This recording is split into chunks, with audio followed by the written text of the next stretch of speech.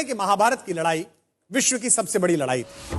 अर्जुन जब कर्ण जैसे महारथी और दुर्योधन जैसे महाबली की सेना को पराजित करने के बाद महाभारत का विजेता बन गया, तो उसे लगने लगा कि ये तो उसका निजी पराक्रम है, उसके बाणों में बल है, पुरुषार्थ है। अर्जुन मन ही मन इस बात पर इठलाते हुए अपने रथ पर सवार होकर युद्ध भूमि से लौट रहा था। जब अपने शिविर के आखिर में पहुंच गए तो उसके रथ पर बैठे हुए मधुसूदन सारथी भगवान श्री कृष्ण ने कहा, पार्थ, रथ से नीचे उतर जाओ।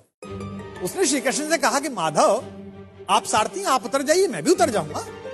श्री कृष्ण ने कहा, नहीं मित्र, तुमसे कह रहा हूं, तुम पहले नीचे उतर जाओ। जब यह विवाद थोड़ा बढ़ा तो अर्जुन के ठीक पीछे खड़े हुए धर्मराज युधिष्ठिर ने कहा, द्वारिकाधीश अगर कोई बात कह रहे हैं तो उसमें कोई संकेत है। अर्जुन को कुछ समझ तो आया नहीं। भ्रकुटी पर ताव देकर थोड़े अनमने भाव से अर्जुन रथ से नीचे उतर गया। अर्जुन के नीचे उतरने के बाद सब लोग जाने लगे तो कृष्ण जैसे ही रथ के नीचे उतरे, रथ में एक भयंकर विस्फोट हुआ और रथ छोटे छोटे टुकड़ों में बट गया। विजय का सिंहासन सामने देख रहा था जो अर्जुन, जिसके सिर पर विजय का ताज था, उस अर्जुन ने पलट कर देखा तो माधव मुस्कुरा रहे थे और रथ जल रहा था। अब उसे यह तो समझ में आ गया कि उसके सखा श्री कृष्ण ने उसे रथ से नीचे उतरने के लिए क्यों कहा, और उसे विस्फोट का कारण अब भी समझ में नहीं आया था। अब उसने विनम्र भाव से अहंकार का तिरोहन करते हुए माधव से पूछा कि माधव, यह क्या लीला है? कृष्ण ने मुस्कुराते हुए उत्तर दिया कि पार्थ, युद्ध के इस दौरान इस रथ पर कई दिव्य शक्तियों का प्रयोग हुआ। तुम पर जिन घातक अस्त्रों का प्रयोग हुआ उसका बचा हुआ असर भी इस रथ पर था जिस पर हम सवार थे।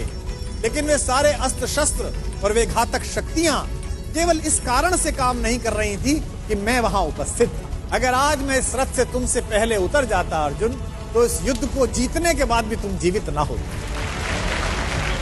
अर्जुन की आंख खुल गई। उसे यह एहसास हुआ कि विश्व की जिस सबसे बड़ी विजय को वो अपना निजी पराक्रम मान रहा है, वो केवल उसकी उपलब्धि नहीं बल्कि उसमें ईश्वर के उस अंश की सद्भावना है जिसे मधुसूदन भुवन मोहन कन्हैया कहा जाता है।